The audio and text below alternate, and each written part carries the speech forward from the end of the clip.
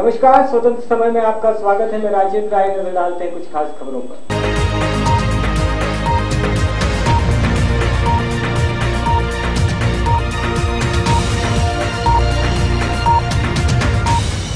भोपाल के शाहजहानाबाद स्थित शर्मा कॉलोनी के पास नगर निगम कॉलोनी में आज सुबह एक मकान गिर गया। शाहजहानाबाद स्थित शर्मा कॉलोनी के पास स्थित नगर निगम कॉलोनी में आज सुबह एक मकान गिर गया। इससे उसके मलबे में 3 लोग दब गए, जिसमें से एक की हालत गंभीर है। जानकारी के मुताबिक नगर निगम कॉलोनी में सुबह यह हादसा हुआ। इसमें रह रहे परिवार की 2 महिलाएं और एक बच्चा मकान के मलबे में नीचे दब गए।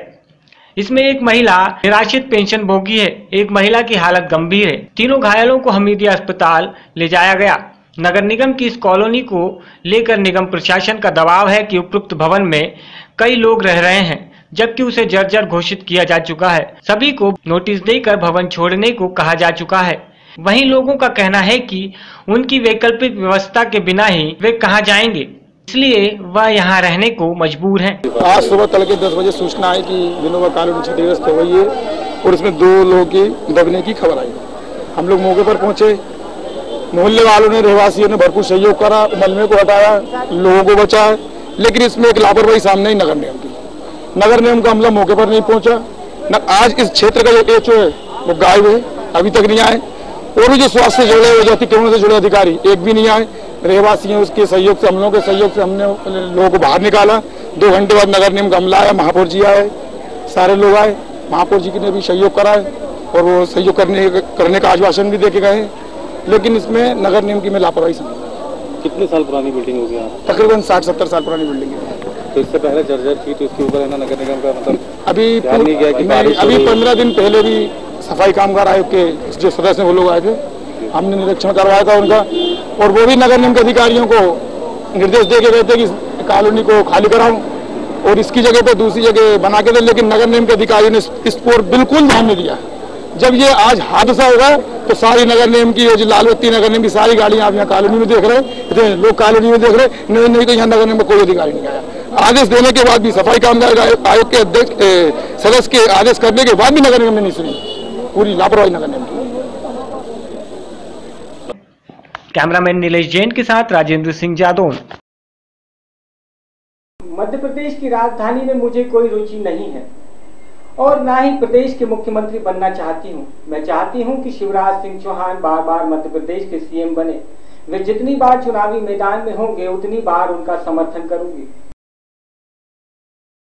मध्य प्रदेश की राजनीति में मुझे कोई रुचि नहीं है और ना ही मैं प्रदेश में मुख्यमंत्री बनना चाहती हूँ। मैं चाहती हूँ कि शिवराज सिंह चौहान बार बार मध्य प्रदेश के सीएम बने।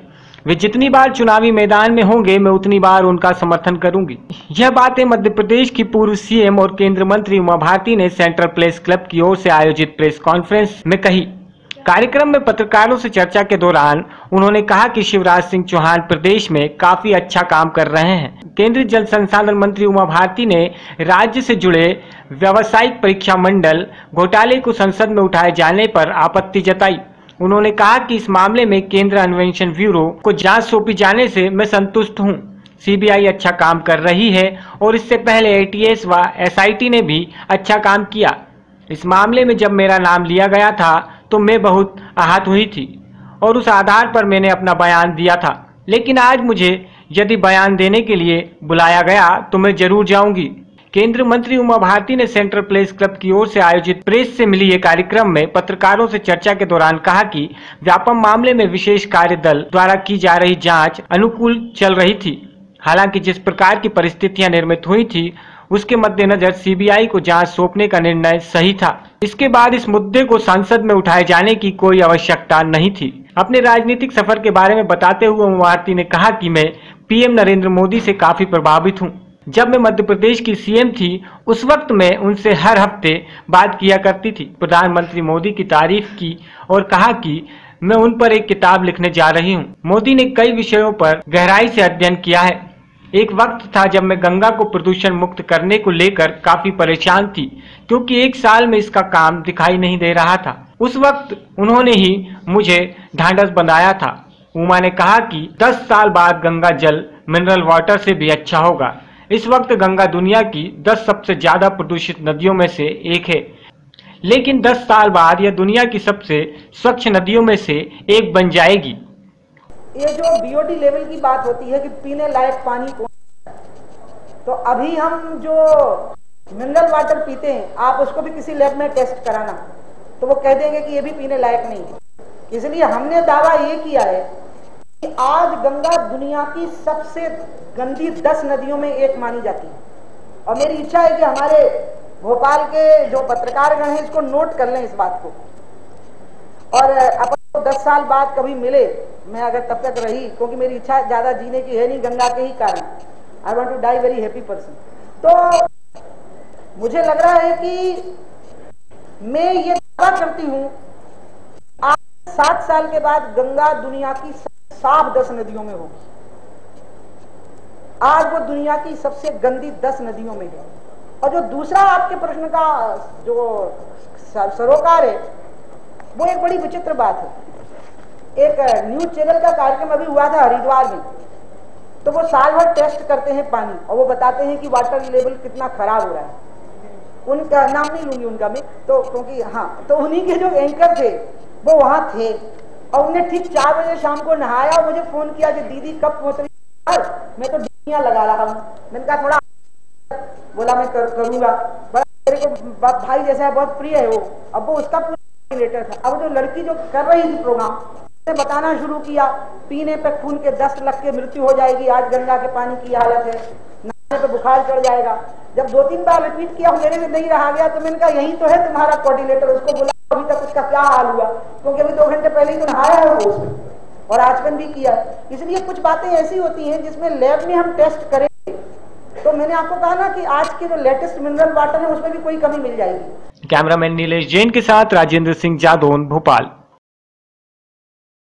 प्रदेश में स्वतंत्रता दिवस समारोह हर्षोल्लास के साथ मनाया गया। मुख्यमंत्री शिवराज सिंह चौहान ने राजधानी के मोतीलाल नेहरू स्टेडियम में राष्ट्र ध्वज फहराया।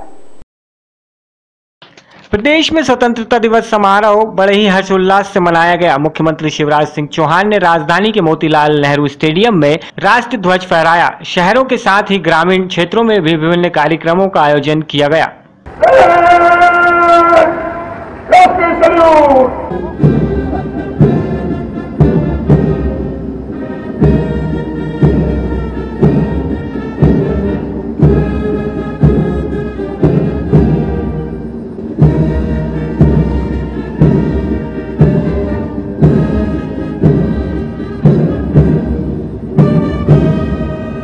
मंच की ओर, जहां पर माननीय मुख्य अतिथि महोदय से प्रेक्षण के लिए निवेदन करेंगे।